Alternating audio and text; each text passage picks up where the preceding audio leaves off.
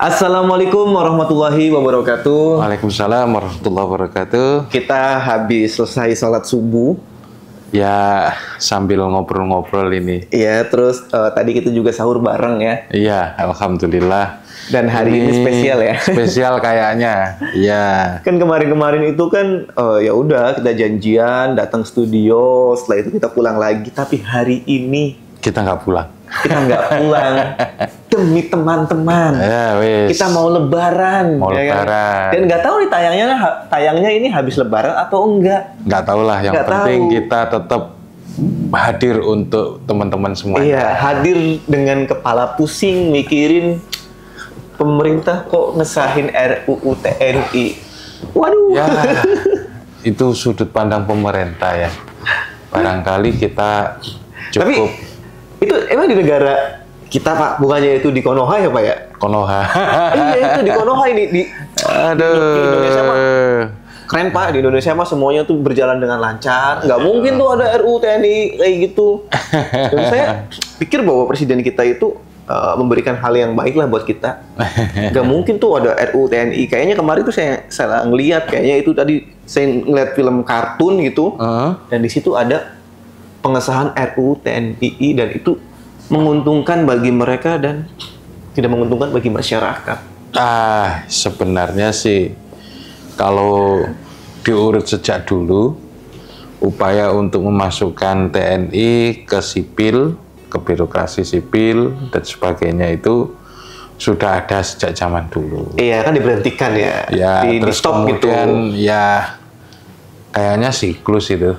Ya, apakah mungkin itu karena presiden yang itu menjadi presiden akhirnya disahkan kembali? Wah, itu ya berat. Jadi sensitif ini. Kita bahas keislaman aja. Ya, Mungkin sudah. kita langsung masuk aja ya. Oke. Di segmen kita kali ini, teman ngobrol, Ya, tolong ya. simak video ini. Oke. Siapkan handset dan fokus.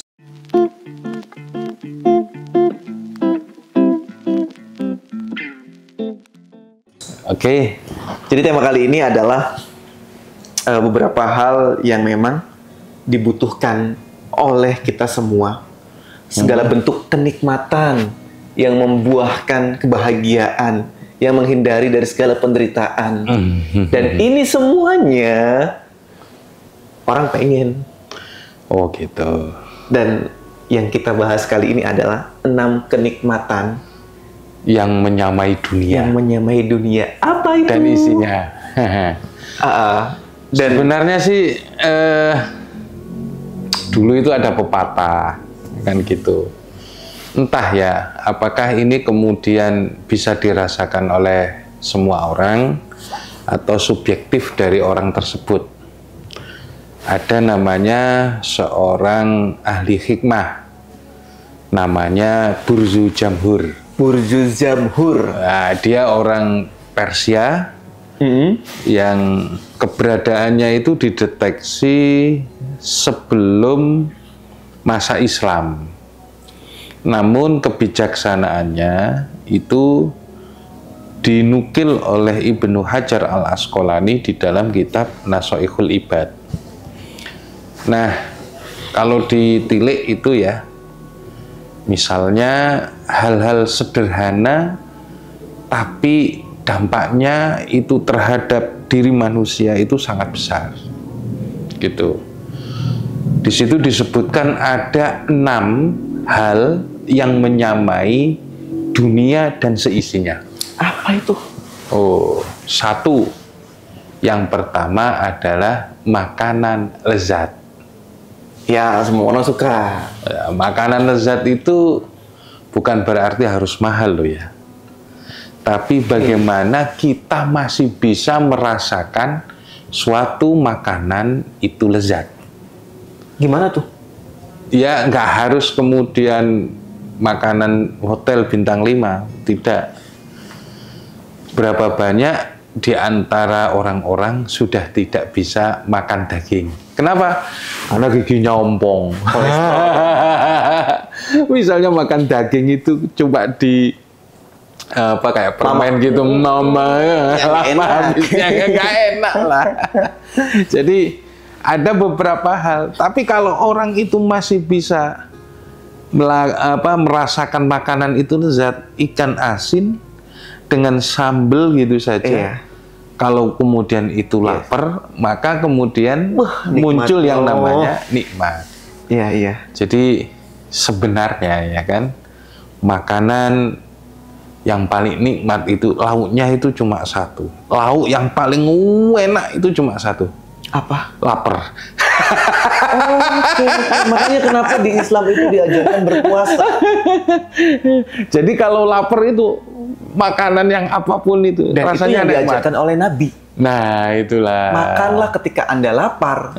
Dan berhentilah sebelum kenyang. Gitu. Wah, gila, emang Nabi udah ngajarin dari dulu ya? Ya, itulah.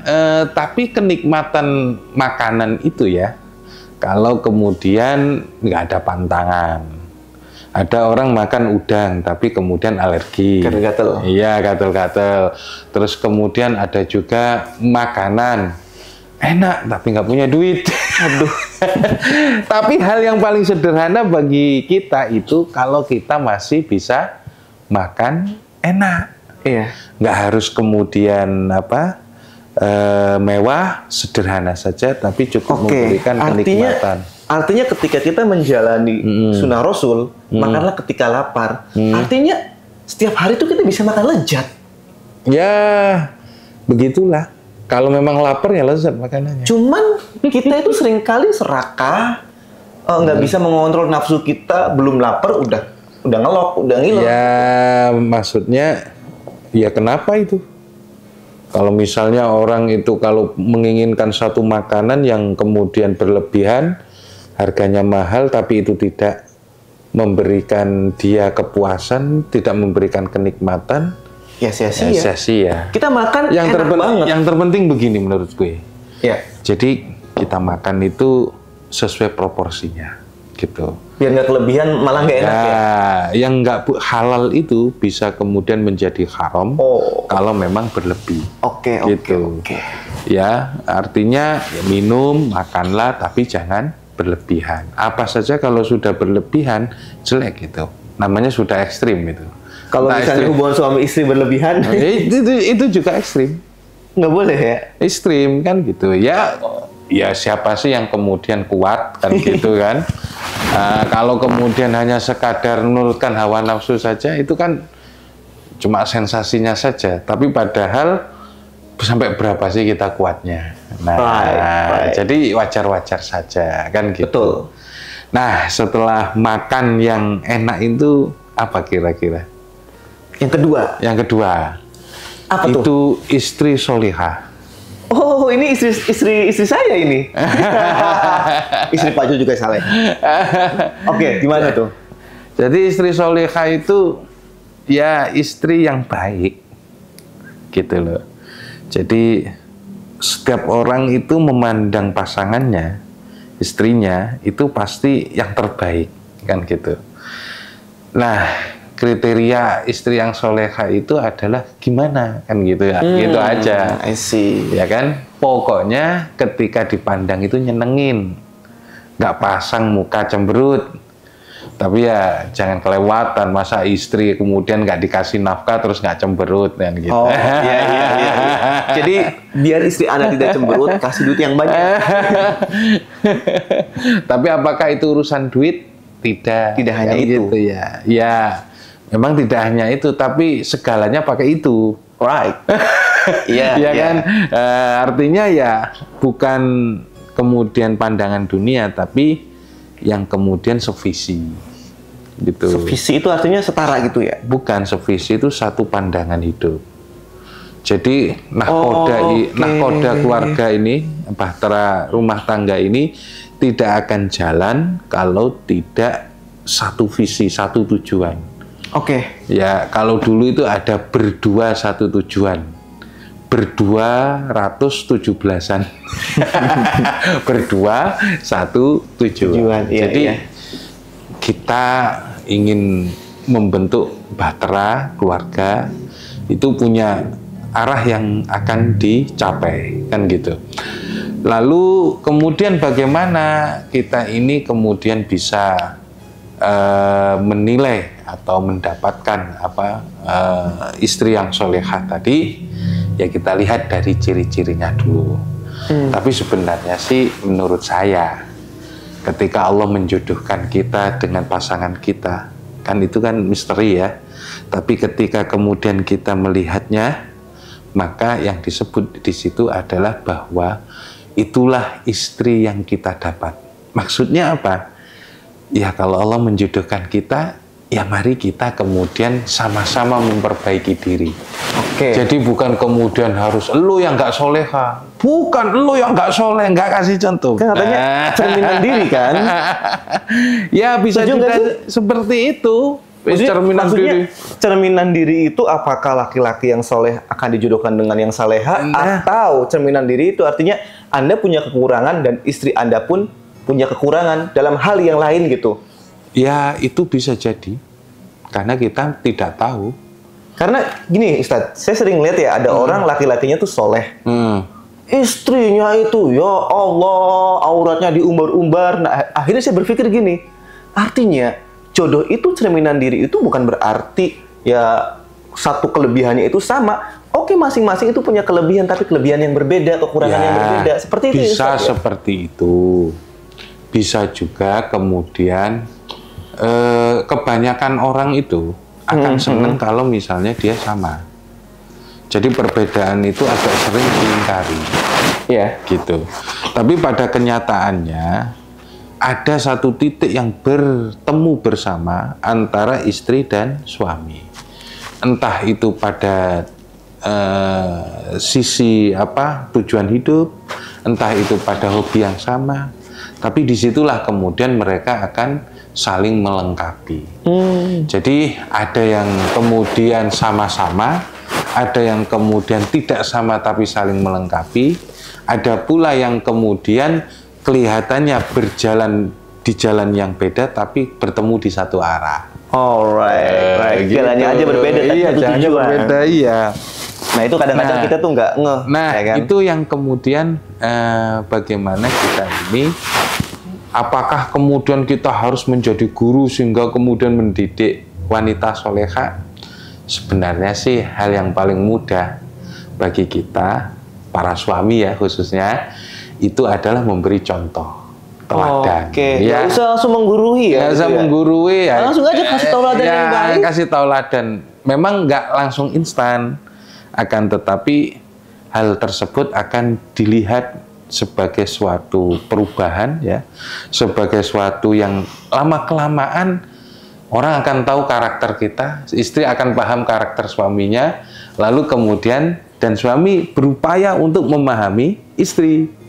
Nah itulah yang kemudian disebut dengan kesalehan dan yang disebut dengan muwafiqah. Itu kesejalanan, kecocokan dalam mencapai visi bahtera rumah tangga. Singkatnya itu ya. Nah, istri soleha ya seperti itu. Ya. Terus apakah soleha itu kemudian harus ibadah terus? Juga tidak. Gitu.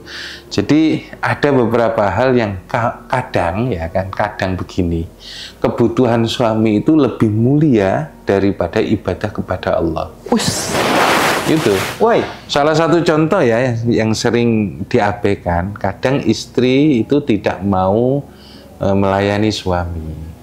Mohon maaf, bahasanya melayani. Tapi bukannya nggak wajib ya melayani itu? Maksudnya melayani itu dalam rangka ketika diundang ke tempat tidur, ayo dek, gini kan gitu kan. Nah, yang kayak gitu kan, sebenarnya itu kan harus dilakukan. Dan itu pahalanya, kalau orang yang berilmu, ya kan, lebih baik ya, lebih besar daripada tahajud. Nih dengerin nih para istri. Jadi istri soleha itu ya ketika diajak untuk melakukan pembunuhan terhadap orang-orang kafir, berjihad, itu kemudian apalagi di malam Jumat kan gitu. Nah itu kemudian lebih besar pahalanya daripada sholat tahajud sepanjang malam walaupun 1000 rakaat gitu ya.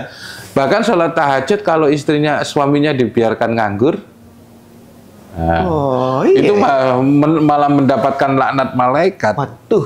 Gitu. Bahaya juga ya. Sementara suaminya tidak ridho. Barangkali, Oke. mohon maaf, hal yang seperti ini akan menyinggung ibu-ibu. Tapi harus diilmui memang. Ya. Artinya standar istri solihah itu yang ngerti bagaimana hak dan kewajiban berumah tangga. Begitu. Oke. Nah, itu Yang kedua. Yang kedua ya. Yang ketiga, al-walad as-soleh. Punya anak yang soleh. Soleh atau soleha? Soleha, sama kan gitu ya kan. Maksudnya begini, kita ini bangga kalau kemudian mempunyai anak yang soleh. Nah, soleh itu dari mana? Soleh itu ya baik, kan gitu. Baiknya itu bagaimana? Ya baik dalam segala hal. Bukan hanya agama. Iya, bukan dalam hal agama. Agama itu kan kadang ada orang yang pintar agama tapi durhaka kepada orang tua. Iya. Artinya dia secara ilmu iya, tapi secara pribadi dan kelakuan itu kadang nggak bisa memuliakan orang Banyak tua. Ustadz, dia takdim banget sama gurunya, tapi sama orang tuanya sendiri. Nah, Aduh, kayak setan. Nah, itu masalahnya. Ya, tapi kan ya itu kebanggaan. Artinya ketika ada anak yang kemudian solehah atau soleh, itu menjadi hal yang menyamai dunia. Bisa berbakti, kemudian bisa menjadi penenang hati, bisa menjadi curahan hati, kan gitu. Dan penting untuk ditanamkan bahwa kesalehan itu bukan sifatnya yang penurut saja. Artinya anak itu kadang mempunyai jalannya masing-masing. Kata Rasulullah itu, alimu auladakum fa innahum la ya'ishuna fi zamanikum. Ajari anakmu, kan gitu. Karena sesungguhnya mereka itu tidak hidup di zamanmu. Maksudnya orang yang hidup di zaman sekarang misalnya, kan gitu ya kan. Artinya orang itu harus mengajari paling tidak apa yang dibutuhkan sekarang. Oke. Hal yang paling mendasar contoh begini. Senisbatnya bagi anak perempuan, ya kan, bagaimana cara memasak, bagaimana cara mempertahankan diri, ya kan, khususnya untuk ketika nggak ada makanan jadi kan, itu paling tidak ya diajarin untuk sederhana. Sederhana maksudnya hal-hal sederhana. Sederhana itu maksudnya gini, ya dia bisa makan untuk kebutuhannya sendiri. Misalnya buat makanan pomse tumis atau paling tidak hal-hal sederhana itu. Oke. Jadi itu kemudian yang harus diajarkan, yang nantinya itu akan menjadi bekal kehidupan dia. Nah, itu yang disebut anak soleh. Oke. Berarti artinya ketika kita ingin menciptakan anak yang soleh dan soleha, kita harus menyesuaikan dengan zamannya. Iya. Karena begini Ustadz, saya tuh banyak menemukan buku-buku parenting yang nggak sesuai lagi dengan konteks zaman sekarang itu. Itu ditulisnya tahun 2010 dan itu masih dibaca oleh ibu-ibu, bapak-bapak. Kira-kira apa? Ya kalau diterapkan hari ini ya nggak masuk.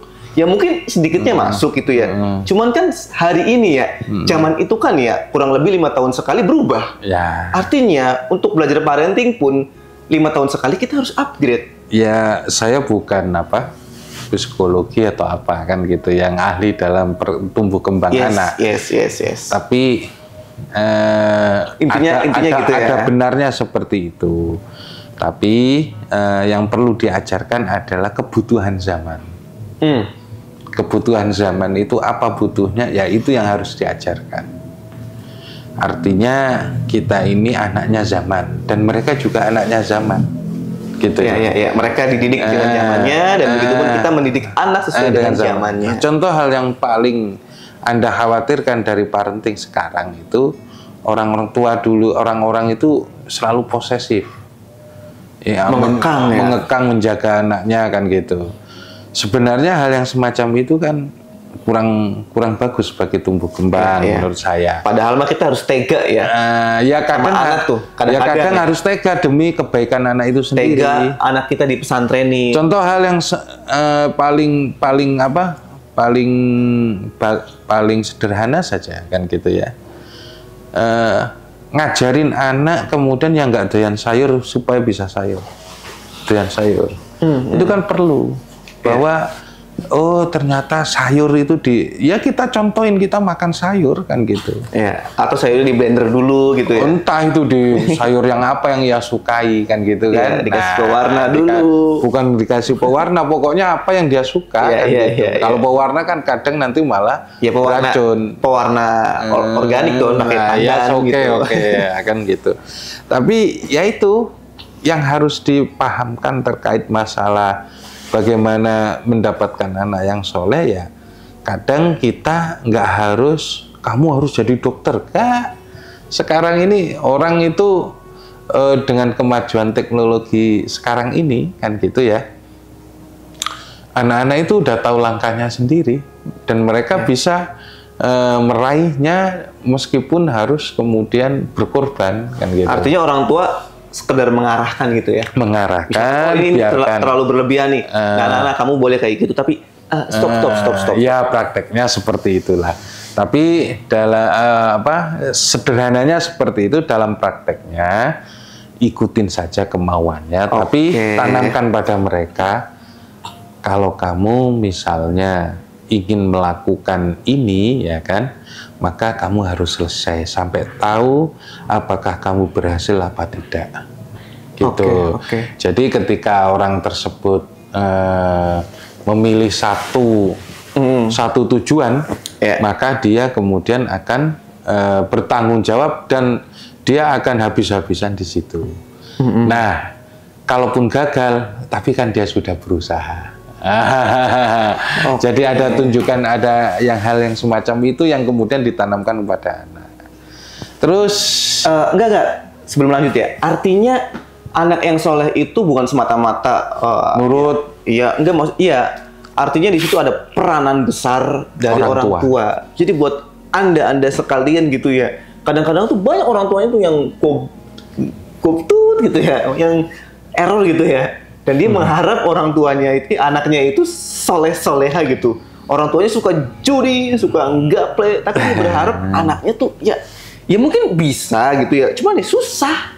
Ya, hal yang pertama itu ya saya ulangi lagi, teladan. Yang paling mudah untuk diajarkan kepada manusia itu adalah teladan. Teladan itu metodologi pendidikan yang paling kuno. Dan selalu relevan. Nah, selalu relevan. Yes, misalnya Qabil dan Habil itu kan, ketika si Qabil itu berhasil membunuh kan, dia bisa menguburkan itu karena niru burung gagak kata. Nah, hal-hal yang semacam itu sederhana saja sih sebenarnya. Jadi kalau kita ngasih contoh, kemudian kita sering minta maaf sama anak, ya anak pun akan menghargai. Kalaupun kita arogan, ya anak jangan jadi arogan kan gitu. Nah itu dari mana ya? Dari niru tadi tanpa terasa. Salah satunya ya, itu yang paling sangat berpengaruh itu ya. Teladan. Makanya jadi orang tua tuh harus hati-hati. Nah itu sebelum masalahnya. Anda punya anak, siapkan diri Anda dulu untuk menjadi teladan yang baik. Oke, lanjut ya. Lanjut. Itu akal yang sehat, kesehatan akal. Kesehatan akal. Yang jelas begini. Yang nomor berapa tadi? Ini nomor 5 berarti. 4. Nomor 4 ya. Nomor 1 makan yang lezat, masih bisa makan. Istri yang soleh, anak yang soleh. Nomor 4 kesehatan akal yang sehat. Ya. Maksudnya nggak gila gitu ya? Ya, nggak trauma, nggak depresi. Oke. Berarti kondisi psikologis juga itu masuk ya ke dalam. Ya, masih bisa berpikir jernih itu loh. Kan berpikir jernih itu kan syaratnya kan juga harus banyak. Artinya dia tidak ada khawatir, tidak ada tekanan, tidak ada gangguan secara psikologis kan gitu.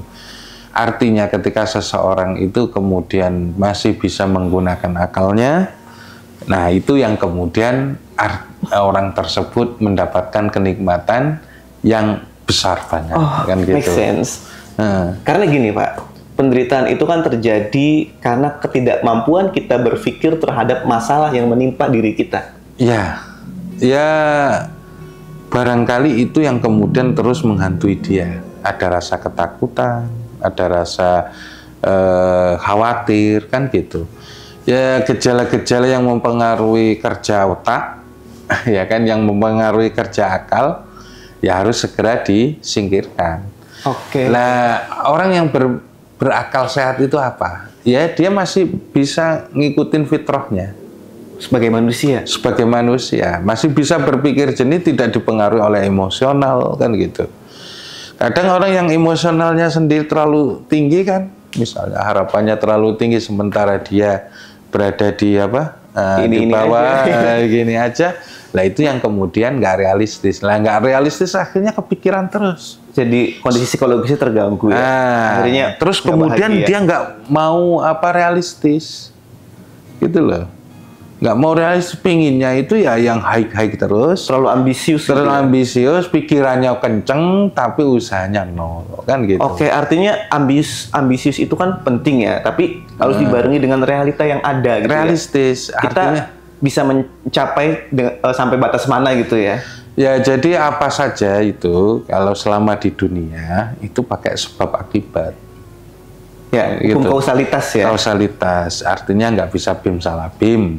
Semuanya harus bertahap kan gitu. Jadi misalnya kemudian YouTube ini official saya atau channel saya ini kemudian langsung dapat 100.000 kan gitu. Iya, langsung dapat 1 juta. 1 juta langsung kan gitu, jadi miliaran ya. Nggak bisa ya. Nggak bisa. Ya harus dibangun dari sebata demi sebata, ya kan, kerikil-kerikil harus ditata dulu. Nah nanti baru 2 hari langsung kemudian adsense-nya langsung minta ratusan dolar kan gitu, atau ribuan dolar. Wah itu mimpi namanya. Iya. Jadi yang membuat apa gila itu sebenarnya, ya kan, atau yang membuat kita nggak bisa berpikir sehat itu ya tulul amal itu, panjang angan-angan, obsesinya terlalu besar, kemudian usaha nggak ada, tapi yang dipikirkan adalah kesuksesan, akhirnya dia dibuat stres. Oke, berarti gitu. Untuk mencapai akal yang sehat itu artinya kita harus paham ilmu berpikir ya? Ya, bukan hanya ilmu berpikir, kadang kita perlu lapang dada. Itu aja sih. Oh, oke. Berarti harus dibarengin ya, harus dibarengin. Iya, lapang dada. Nilai-nilai bahwa kita ini kalau memang itu yang dituju itu 1000, kenapa kita harus langsung meraup 500? Padahal kan harus dari 0 dulu, 1, 2, 3, kan 4. Gitu. Atau pakai cara yang langsung 500 kalaupun memang Anda menemukan caranya. Iya. Tapi hal yang semacam itu konsekuensinya harus ada, kan gitu. Yes. Jadi karena ya memang sebab akibat kan gitu. Nah itu, nah dan hal yang paling akal itu ya, yang masih bisa berpikir dan hal yang paling bermanfaat bagi suatu akal itu kan memang ada ibadahnya sendiri. Apa tuh? Jadi ibadah akal itu memang harus ada. Apa? Tafakur. Oh, tafakur itu artinya membenahi diri gitu ya? Tafakur itu memikirkan tentang kebesaran Allah. Oke. Jadi dulu itu ada kan gitu loh, seorang sahabat yang di zamannya Nabi itu bilang gini, itu loh ahli surga kan gitu. Loh, salah satu sahabat yang lain itu kok bisa ya dia itu jadi ahli surga gitu. Nah ternyata dia ingin kemudian mengintip dan menemani ahli surga ini yang masih hidup di dunia tapi sudah ditunjuk oleh Rasul sebagai apa? Ahli surga, padahal masih di dunia, gitu ya. Ngapainnya apa aja sih orang ini kalau pingin tahu kan gitu. Ternyata setelah diikuti, orang itu ya nggak sholat malam, kan gitu ya. Paling ya bangun itu ya setengah malam gitu saja, tapi nggak sholat. Cuma ya nongkrong gitu saja. Tapi pas nongkrongnya itu astagfirullah, la haula wala quwata illa billah. Cuma gitu saja. Nah, itu ibadah yang kemudian menjamin seseorang masuk surga. Oke. Maka kalau kata Ibnu Abbas, ketika tafakkuru sa'atan khairun min ibadati sittina sanah. tafakur sesaat itu lebih baik daripada ibadah 60 tahun. Oh, sepenting itu tafakur ya? Ya, karena tafakur itu sendiri kan membangun kesadaran. Oke, membangun berpikir waras ya? Ya, berpikir waras, membangun sistem ketauhidan, membangun sistem syukur, wes banyak. Ya kalau orang itu kemudian kontemplasinya tinggi, tafakurnya tinggi kan gitu kan, maka hal-hal itu disadari secara substansial.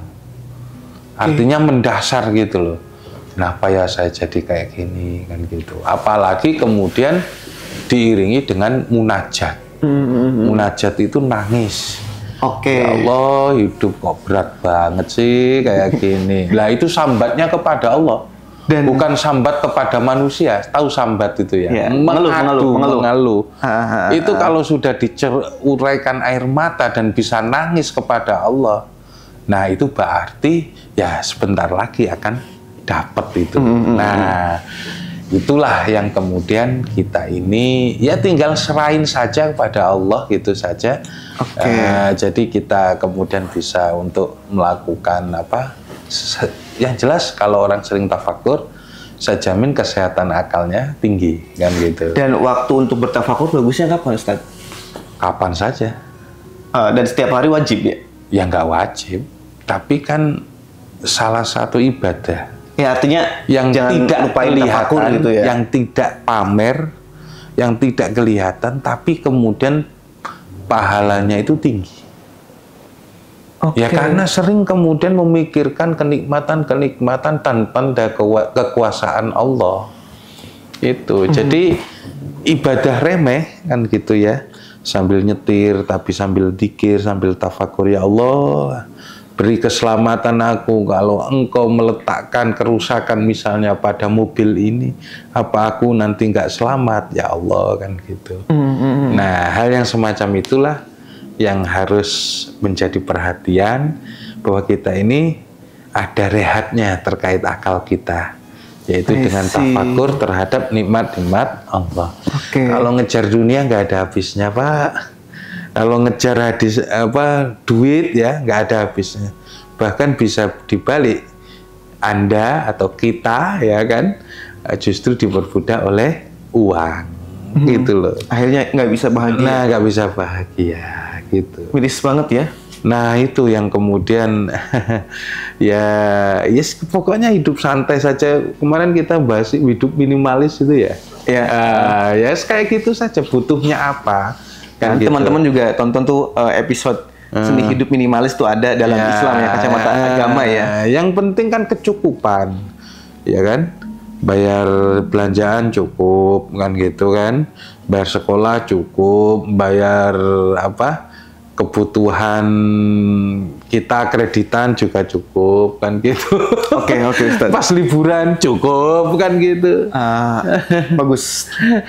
Mungkin ini yang kelima ya Ustaz ya. Yang kelima itu apa? Yang kelima itu badan yang sehat. Ada lagi satu. Perkataan yang berpengaruh. Perkataan bukan berpengaruh ya. Perkataan yang hak. Jadi al-kalam al-muwafiq kan gitu. Jadi perkataan antara perbuatan itu cocok. Itu ya. Jadi perkataan dan perbuatan itu cocok.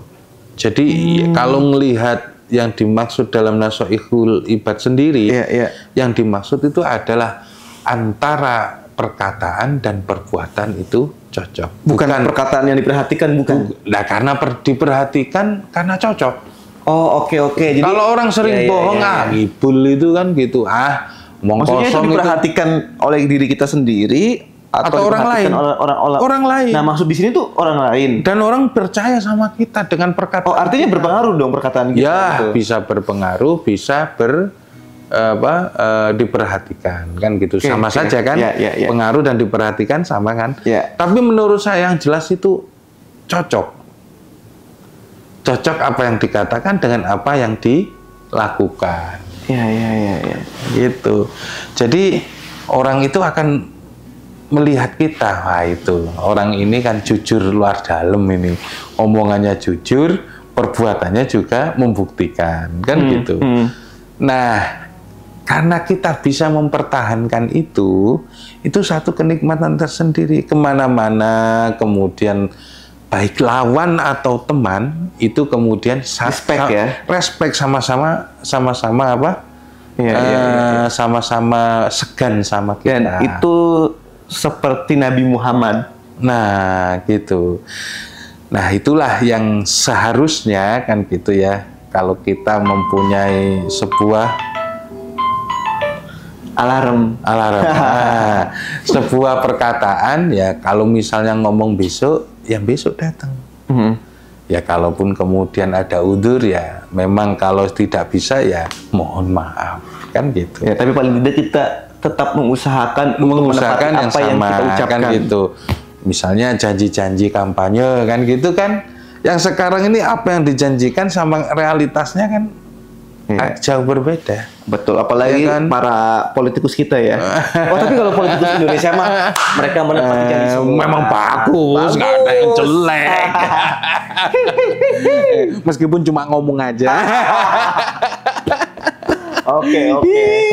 Kan gitu, nggak ada Iya, yang iya, buruk. mereka menempati janji untuk Semua keluarganya. itu wakil rakyat kan gitu. Iya, sip. Dan itu yang paling susah di antara tadi, Pak. Kita meneladani ya. Itu kan hanya untuk istri kita saja. Tapi kalau perkataan kita Bisa dipegang orang. itu untuk lebih global gitu, itu agak Iya, sulit. Sulit kan gitu. Ya itu yang terakhir ya. Yang terakhir, paling mahal. badan yang otot kawan, Enggak, badan yang sehat. badan yang sehat. Badan yang sehat tuh gimana? Cuma satu kata saja ya kan. Apa tuh? Untuk hal yang semacam ini, dan ini menjadi kunci terakhir kita terkait 6 kenikmatan dunia. Ya, 6 perkara yang menyamai dunia dan seisinya. Badan yang sehat. Badan yang sehat. Tapi yang ini yang paling mahal. What? Kenapa? Orang yang sakit punya keinginan berapa? Banyak. Oh, sembuh. Yes. Jadi, kalau orang yang sembuh atau sehat, itu punya keinginan banyak, mimpinya itu banyak. Tapi kalau orang yang sakit cuma Sembuh doang. Cuma keinginan. Gusti, nggak apa-apa, saya nggak punya mobil, yang penting sehatkanlah badanku. Nah, kan? Tapi nanti yang berpikir cuma pengen mobil, kalau sehat badannya. Iya. Iya, jadi hal yang paling orang yang sakit punya satu keinginan, tapi orang yang sehat punya 1000 keinginan. Oke, jadi artinya Gusti Allah tuh memberikan kita sakit agar kita paham mana yang paling berharga dalam hidup kita. Ya, sebenarnya itu. Investasi terhadap kesehatan itu. Oke, dan Orang tua itu yang kemudian sampai berobat ke sana ngabisin miliaran bahkan triliunan, itu kan paling mahal kan? Kenapa itu coba? Ya karena badannya sakit. Iya. Coba kalau sehat. Ibadah juga susah. Nah iya, kalau saya kira ini perlu jadi catatan bahwa sehatnya badan itu adalah salah satu nikmat terbesar. Oke, Ustadz, tapi Ini cara udah berapa untuk menit ini?